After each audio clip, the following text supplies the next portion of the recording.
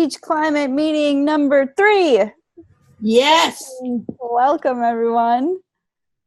Tonight, Devarty's going to take over as our lead, and hopefully we'll have a few more people come in. We'll just have an informal discussion about the world we made, if you read it or not. We'll kind of talk about it and just kind of talk about climate hope and anything else you want to chat about. Take it away. Take it away. Well, how did you guys? I do have questions. The first question, of course, is how did you like the book?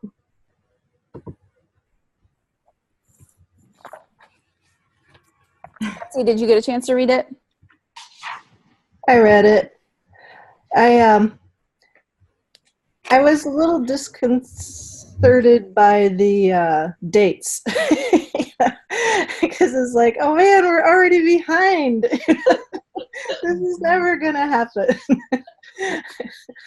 But I thought overall it was fairly encompassing. I thought, and a bunch of ideas that were out there, really resonated with things that I'm seeing today.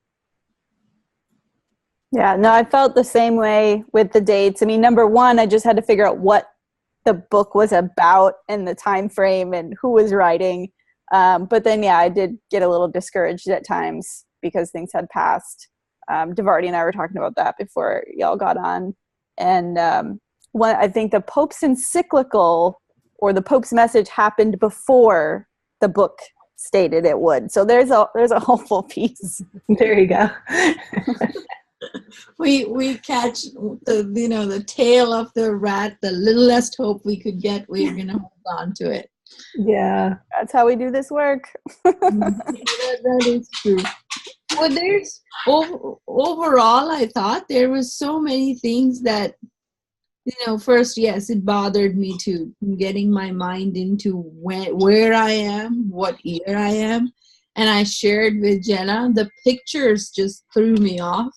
Because there were pictures of, different kinds of pictures between the lessons or chapters. And I'm like, how is he getting the pictures if this has It's funny. Yes, his argument is well supported because he has pictures. But that's written like that, cli-fi. And I would have to tell myself, come on, it's written like that. You got it. I like having the visuals, though. It kind of puts things into perspective. Yeah, and when you get tired of the text, it's always nice to change to the visuals and skim through it and like, oh, okay, I'll go back and read about it now. These concept map like things that he has drawn or she has drawn, I like those too. Yeah, that was neat. Yeah, I really like. I thought there was some areas where it was spot on when it was talking about things, like it was a very socialistic kind of view of different things. But there's a lot of that going on today when you think about Uber and sharing cars and more communal living. And, there's trends towards that right now. Yes, I know. That thing bothered me. Well, in that chapter, the Internet Wars, when I was reading that, and then I thought of the WikiLeaks that had happened, the cybersecurity breaches, and then just our social world, which has become more virtual through the services, the Facebook, the dating is more virtual. So I was like, well, kind of looks like we are headed towards these.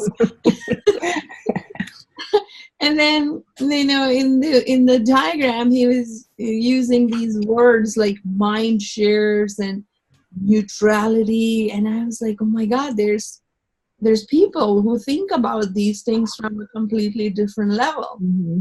So that chapter was a little bit scary to me. To think of, I wonder what this is, and then it just pops in your mind.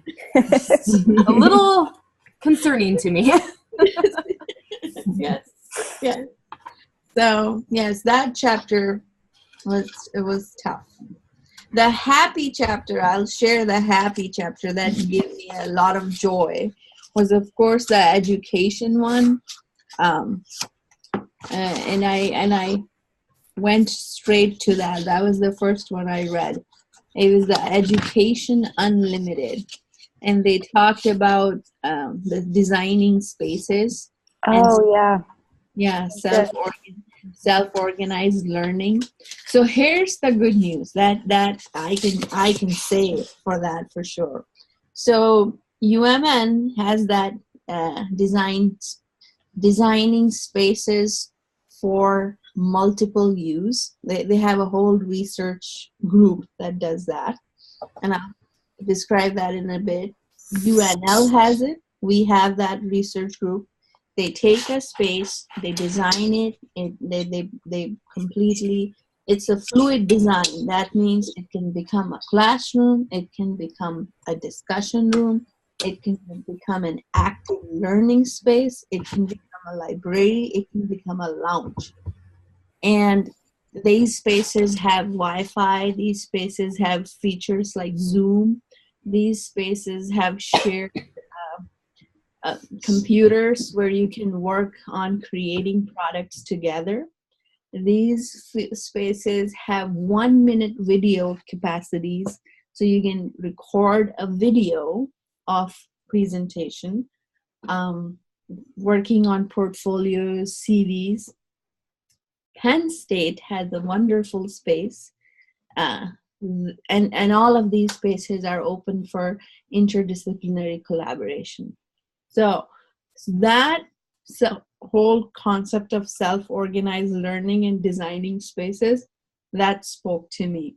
And then also they talked about these learning is going to become more how I want it for myself. And they talked about massive open online courses, so MOOC, he calls it here. But Harvard has already taken that initiative. You can get into they have really expensive courses as small online professional development courses that you can access, be a part of those. They're free, offered free. UNL has extension programs like that. So that I liked. I was like, we are headed there. I don't know when we get to that way. We are. We have things. Yes. So that was my happy chapter. That's cool. Yeah, I like that. That's really neat. Yes. Sarah is going to blog for us about this book, and you put some slides together. Do you want to kind of give your synopsis and thoughts on the book? Sure. Do you want me to share my slides? Yeah, sure. I can figure out how to do that. So do you have the share screen button on the bottom? I think so. If you've got that, you can push that and then decide, like, you should be able to do your full screen or just your browser window. Okay, so let me try to find it again. I had it on a different monitor to the side, and now it's being weird. No worries. Over here. Double monitor during a webinar is smart. Yes. All right, let's see here. Share screen. This one. You know what? Well, I can present it. Why do you need a Band-Aid? Can you see it? Boom, yes. Okay. So just a little overview of books set in 2050 from the perspective of a history teacher. So that a little correlation there, and it paints a wonderful picture, I guess, for 2050. But I love the fact that it listed the struggles to get to that point. It wasn't just like, oh, we're doing this now and we're doing that now. It's just like, this is where we had to come from to get to this part. So just talking about how, we could get there where we are right now. And I did find myself sometimes in the books just laughing, going, oh, I wish we were at this point already. He says we'd be there in 2016 and we're so far from it. So just thinking, these are some really good possibilities for the future.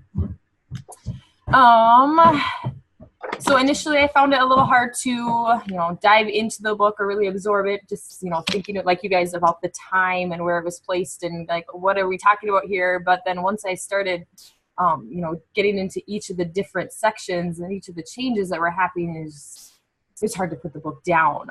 So as a story, the more I read, the more I, enjoyed it and each different part, and, was finding myself looking back at the front going, okay, what other topics are under this category, and flipping all over in the book instead of just reading it from start to finish.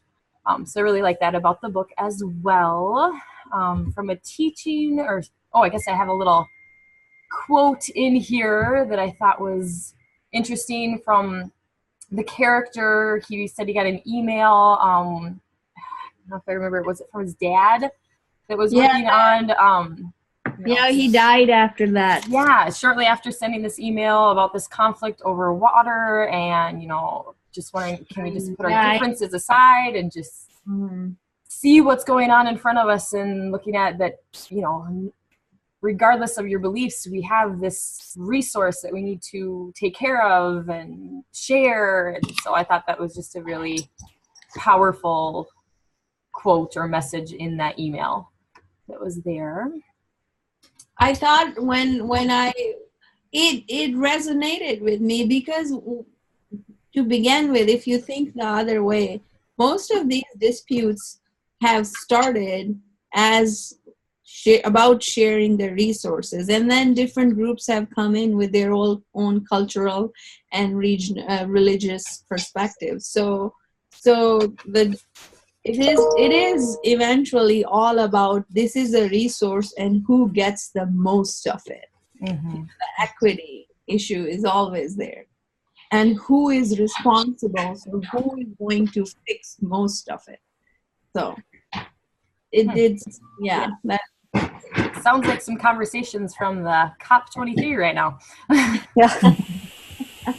And then let's see. Scientifically, I loved all of the data that he was portraying, and some of it I went, wow, is that, possible? And then, spent some time within the past week looking up, well, this is where he said we would be at this time, where are we actually? So just some examples here, just, about water, how, from the freshwater sources, we use about 70% of it for agriculture. And I, looked that up and found a link that talked about, globally, we use about 70% of it that we pump out goes towards agriculture.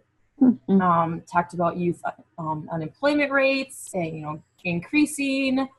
And sure enough, we are higher than he said we were in 2007 and whatnot. And oil production and, going down in the number of barrels we're using. So I thought that was really cool as well. So like, all the data, I love that part of it. I concur. Yeah, it'll be interesting to see how that compares as years go on, to if we can, if we follow any of these trends or not.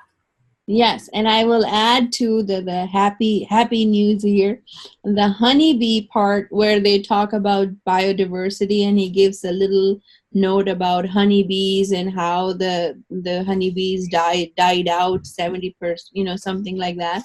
And then he goes on a positive note that some farmers gave up, but others resorted to alternative measures such as pollination by hand and mini drones deployed in places like California. So that's true. China recently have little robots as honeybees that they're thinking of mass productions for pollination purposes. So yes, so that is something. And then he talks about cloning, genetic cloning or for reinduction of the species, and that idea has been out there too, to increase the biodiversity. Thank you. Yeah. Right, then another interesting quote, or impactful quote to me, I guess, from the book. That nearly everyone who has been denying the reality of climate change has shut up by 2016. Why not? We can only hope that this happens soon. And I love the fact that it wasn't so much based on the data that we were receiving from all the reports, but because of the current weather conditions, that unfortunately it had to get to that point for individuals to start making changes and go, okay, this is real. I believe you now because I don't have a house to live in, or whatever it might have been. When we could have just taken a look at the data and made some policies from that point on. So I thought it was very relevant to what is currently going on in the government in the United States right now. And then to end with, I currently have a high school Earth climate class, and I've been trying to think of ways that maybe they could use this text, as if, just giving them a project saying, hey, think of some technology or advancements that could be used to mitigate the effects of climate change, and how would that affect people. So maybe taking a topic of agriculture or biodiversity or energy or travel, and just having them come up with some idea to present to the class. Or maybe I could just give them one of these changes that he's listed, have them read about it, maybe present about it, and then see if, like Devarty was saying, are there things that are currently going on right now that relate back to this book? So I thought very interesting ways that they could use it. And then as far as resources and whatnot, I loved all the images that were in the book, especially all the little doodles and sketches and writing that was included in that. And then I particularly like the list of resources in the back from every single section, every change that he listed, different resources and organizations and whatnot that are currently working towards that goal and whatnot. So, yeah, doodles is the right word. I couldn't think of it. I was saying concept maps, but doodle is the right word. Yes, like thank doodle. you. Yes. Yes, no, Right. that is.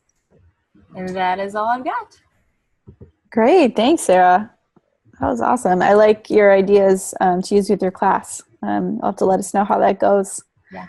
I think one piece of this book that I also really love is the fact that it's so interdisciplinary. This isn't obviously just for a science classroom, absolutely for social studies and pieces of language arts, just looking at a different type of book, different type of writing. One other piece is he's talking about this capturing carbon dioxide from the air, and he talks about that in various couple chapters, one for biofuel, one other place.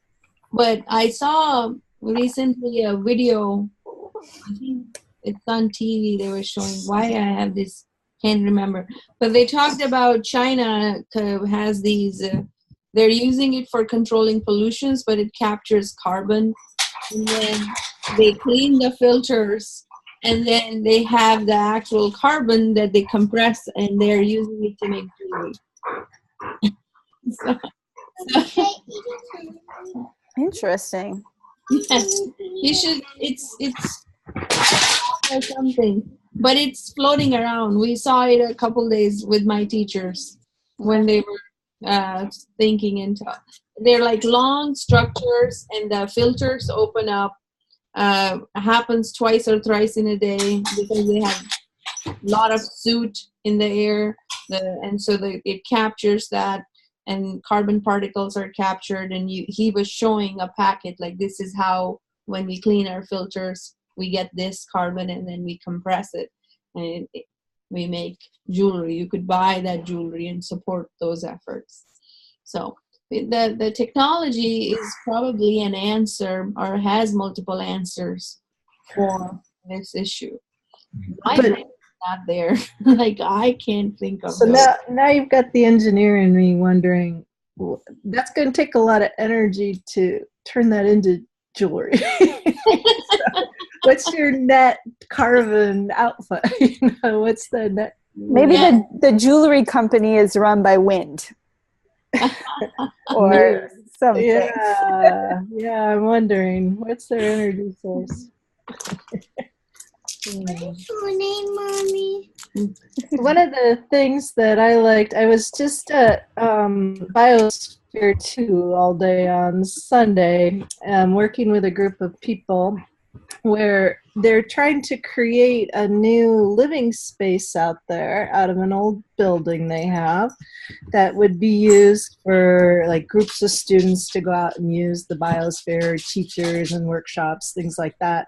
And they want to make it a completely net zero building, you know, so how are we going to do that? And so they brought up a lot of the ideas like Devarty was talking about with, you know, these interchangeable spaces and how you could have like, you know, 1 minute this room could be, you know, bunk beds for sleeping in, another room, something else for collaborating with, you know, so, you know, it was really interesting that different groups of people that were working on this stuff. And then, you know, we brought in the whole idea of, you know, being able to harvest the rain and be completely off the grid for water, being able to use solar, maybe some micro wind turbines, stuff like that. So, yeah, so a lot of that was talked about in the book is stuff that people are looking at today and trying to move forward with. So it was cool. It's possible. So I only hang out marginally with my sustainability people here, just because my work just requires me to sit in a room with no windows and have no connection with the outside. But my sustainability friends really go out and have some very good conversations, because we are still in this stage of sustainability doesn't mean the same thing to everyone. Mm-hmm. So when people come for decision making about how much energy should be used, what kind of fixtures, or simply how much space, or these very simple decisions that can be made in an eco-friendly way, then you realize, oh, our views are very different. Mm-hmm. So my sustainability postdocs say that one of the things is that everyone should have some idea of what are we talking about. We are talking very big picture, and these people are still thinking, what's the cheapest fixture that I can find? And we are saying, no, think 40 years. Yeah. And they're not thinking those. The decisions are not made that way. Yeah, one of the things that came up, you know, we were kind of come up with a tagline, and one of the individuals I was working with that's a researcher out there, he was saying, what about resiliency and regeneration? And that was really good, because we want to be resilient to changes that are happening, but we want to be regenerative in what we're designing, so that, you know, we can produce our own food, we can use the resources that we have to do that, we can, you know, have everything interconnected in such a manner where it's not just a net zero, it's something that you're producing. And I think that idea came out a lot in the book, you know, being able to do things like that. Give back to the grid. Yeah, and being able to, you know, not just sustain, but to thrive and to, you know, transform things. Yeah, there was a picture of this is where he talks about, this is where we live, this is our view, and that's our cars that we all share. And I was like, I can't share a car with anyone. I cannot share. Well, that was one of the things that came up in this weekend too, when they were talking about, you know, places to sleep, and they're like, you know, some of the other older people were like, well, what if somebody snores? What are we going to do? You know? So it comes back to reality with some things, like everything's not all rosy picture. I can't, on my floor, I am at the 5th floor with science literacy professors, human dimension professors, and forestry professors. Even if a car is assigned to our floor, these people will not drive together there. They cannot drive together. They will walk. I can already say that idea is very difficult for my take some changes of perspective. Definitely in the Midwest, like it's a tough concept to give up your wheels. use mass transit. But my husband and I shared a car for almost 4 years, and that was tricky enough to figure that out. And I don't know how it worked so well for that long, but putting a whole, other mix of people into that is a whole different ballgame. Yeah. Yeah. How can I share a car with the professor from Michigan, University of Michigan? That's not going to happen. I'm from Minnesota. No, it's just funny because the whole idea, unless everyone starts thinking about sustainable actions the same way, those decisions are not going to make sense. Well, I don't know why I was thinking about this the other day. I think it had more to do with recycling and compost. But students aren't taught any of this stuff in school. It's learning about composting and even the life cycle of stuff, where your t-shirts come from and where they go when you're done with them. It's not a part of any, curriculum, especially a mandated curriculum or science standards and things like that. So until I think that is a thing, that we're really talking about sustainable actions from kindergarten, it's a tough battle. And not to say that it'd be easy once, it's in schools, but it'd be a whole lot more simple to talk about it and to make change when they've learned about it forever. I know. My neighbor is a teacher in my son's elementary school, and they started charging us for recycling. It's an extra money that we pay for recycling, and then they don't take half of what I recycle. So he got really frustrated. I saw him take all his recycle and throw it in the trash. Ugh. It's like, to heck with it. And I could hear him getting so frustrated because all his containers were left because they didn't take it. That we don't recycle this. So it's we don't have a recycling anymore. And, it's the services. If I want to recycle everything that I think is recyclable, I have to get a service from 2 neighborhoods over. So that's going to cost me like good $50 for one truck to come over here. So these little things do matter, and they add up. So right now, I think there's still hope. Like you said, if people grow up with it and they learn it, like for example, my son finally moved out of the house. Yay! But his apartment doesn't have recycling, so he stores it up and brings it to my house. So, he could live with all this crap in his house until I finally bug him, are you going to bring your recycling? Yes, I send my recycling to Minnesota whenever my husband is down here. He brings it up there because we pay up there for recycling. So yeah.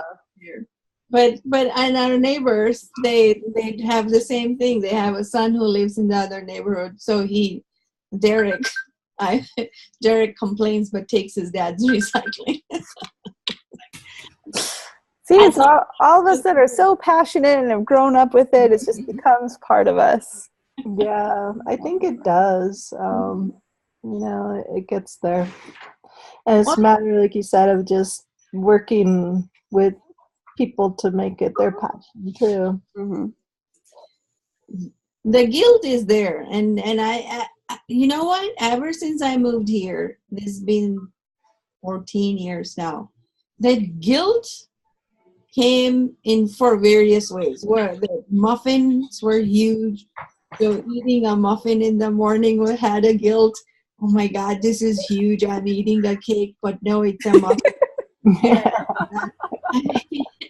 And then as I grew older, the rolls on my body increased. I'm like, well, I shouldn't have eaten that muffin. The size was huge at IHOP, but the pancakes were so great.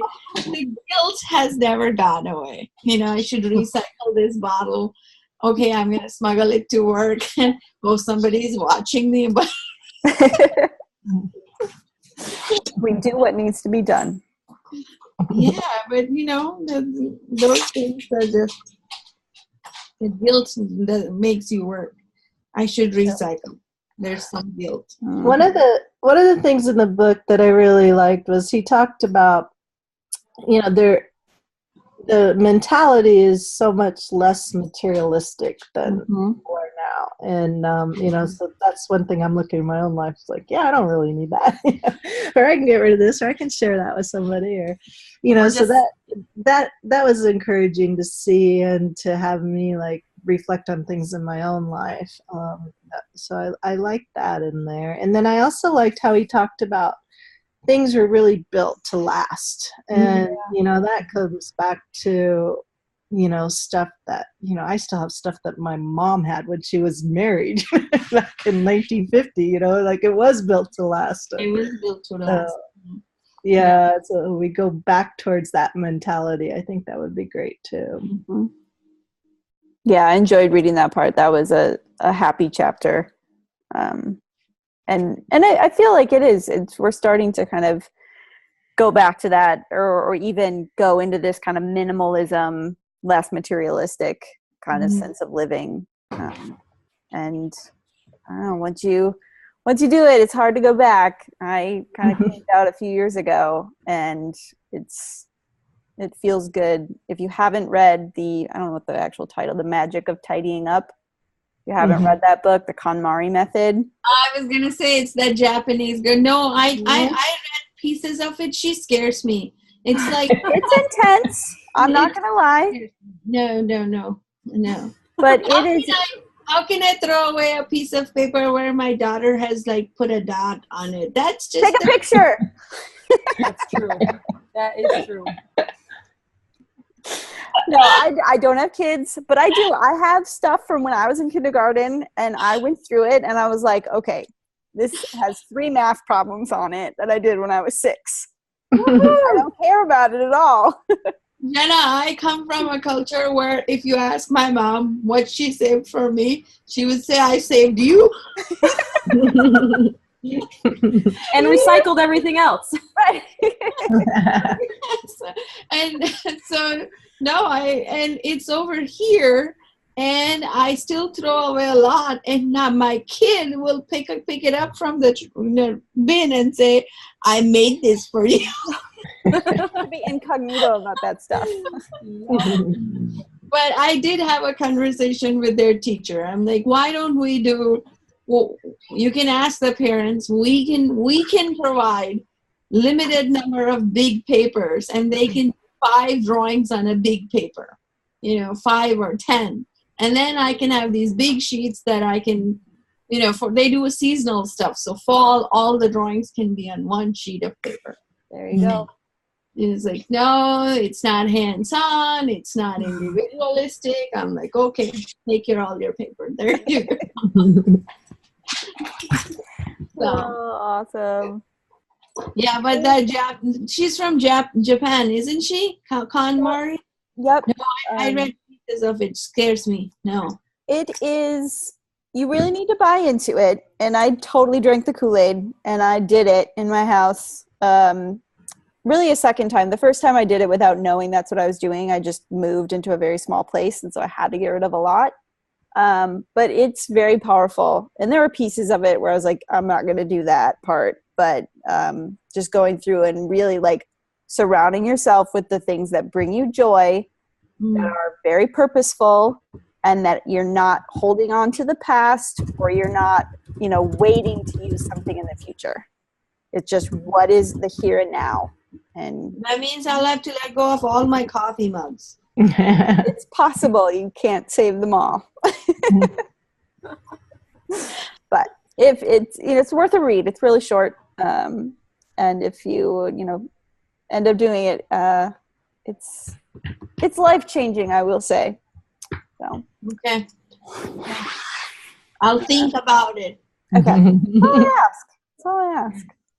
The biggest challenge has been just stopping everything that comes from conferences, that the Penn's hearings and the the itty bitty things and all those. Then stopping everything that comes from birthday parties, those bags of just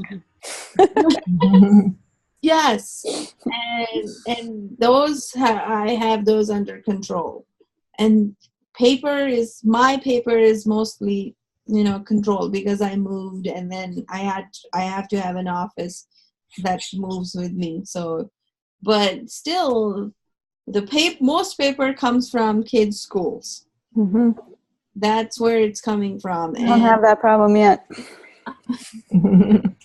And then the other big things are clothes, and they're just multiplying.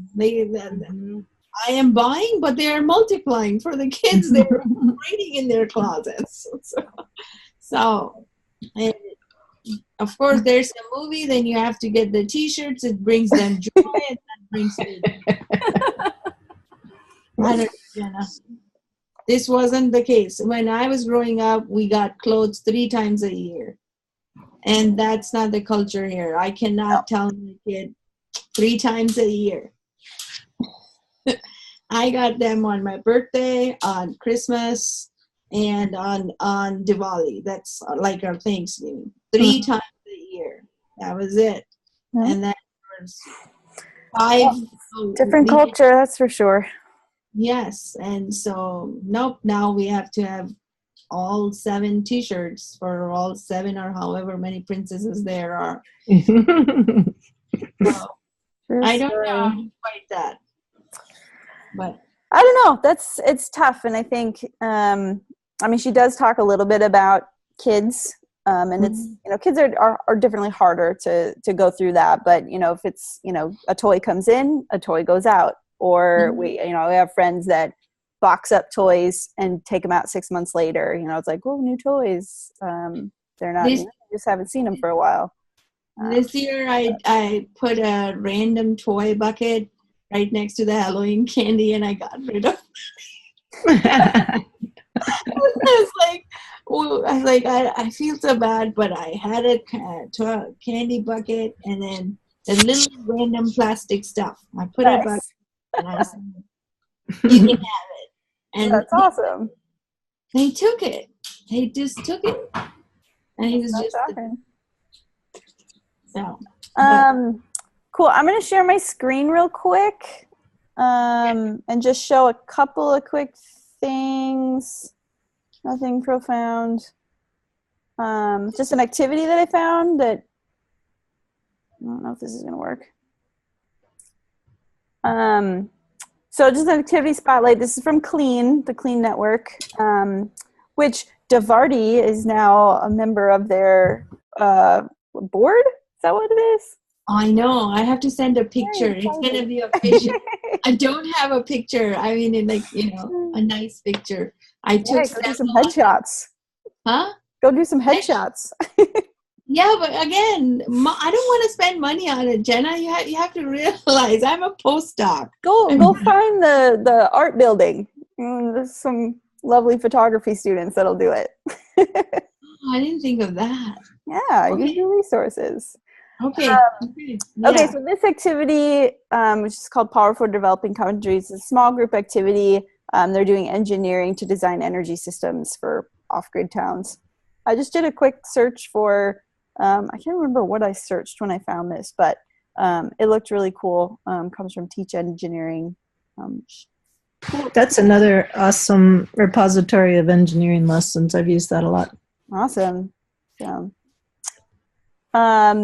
I didn't want to take out this lovely picture of Jon Snow, but we have decided on a couple of upcoming books, which I put in the email, so I'm sure you've seen it. But The Water Knife is next month, so it'll be December 20th. It is actually set in Arizona or somewhere down by Colorado. I'll do the next blog on that one. I've read it. Fabulous. Actually, I have it on tape, so I'll listen to it again. Awesome. Cool. Thanks. we definitely thought of you, Betsy, when we chose it. So Yeah. and then Drawdown. It's been a conversation piece over the last couple of meetings at times, and it's not something that you need to read the whole thing. Just kind of go around and pick out some of the stories that you want to read. But I actually haven't read more than probably 6 or 8 pages of it, so I'm super excited to be forced to read this book. So I had our librarian at our school get it for me. So awesome. Great. She used her resources. I did. Yeah. I got this one from my library, public library. Okay. Awesome. Cool. Anything else anybody wants to bring up, chat about, say about the book? No, I'm enjoying this. I just have to say it out there. I'm enjoying the company and I'm enjoying the books, even though I don't finish any. It's reality. Is anyone going to AGU or? Kristen. Yeah, I am headed to. Oh, okay, I'll be there. Maybe I can catch up with you. Great. Oh, okay. Let her know. Oh. I will be there. I'm presenting Wednesday morning and then I come back Thursday late night. Oh, okay. I have a poster Wednesday morning, but I'll be there the whole week. So I think you're in the same session as me, Wednesday morning. Climate literacy. Yep. Okay, well, I'll come find you. Okay. I'm sure Kristen will be amongst you as well. Yeah, I think she's there all week. So Cool. Well, it's Karen Kirk is, I have to reply to her email now that I say her name, but she writes, she's a freelance climate writer, and she writes for Yale Communications. You know her, Dana? Kate, who? Karen. Katie. Oh, Karen? No, Yeah. Katie works there now. Katie, your Katie Signer? Yeah. Katie Signer, that used to be our communications coordinator, now works for Yale Climate. Oh, yes. Katie works at Yale. Karen works on her own in Montana, but writes for Yale. Oh, okay. Yes. But she always looks for teachers who have interest in climate communications. So at some point, either I'll invite her to one of her book clubs, or I will send her note to all of you, because she's something that brings, writes. She'll say Sarah wrote. She'll talk to Sarah and she'll write Sarah's perspective in her article. So I like that. It's like having the voices of the teachers in these pieces that she writes. So I'll do that. Thanks. Sarah, thank you for your work on the book, and let me know if you need anything with your blog, but I know it's busy and Thanksgiving is coming, so whenever you get around to it, that'd be awesome. Yeah. Betsy, thanks for joining us. Yeah. Glad I can make it this time. Yeah, and for helping us out next month on the blog. So if you just want to, take some notes as you're reading, and then write up a little bit after the 20th as well. Cool. Yeah, I can add some real world stuff about water in Arizona. Perfect. That's awesome. Vardy, thank you for your leadership. Oh yeah, I am your leader. You are. Yeah, I think it's always a shared leadership model, and I think women always stand together. I enjoy it very much. So, yes, I do. Wonderful. Well, thank you, ladies, so much. This was lovely. Great conversation. Yes, I'll see you guys at AGU. All right. Bye. Bye.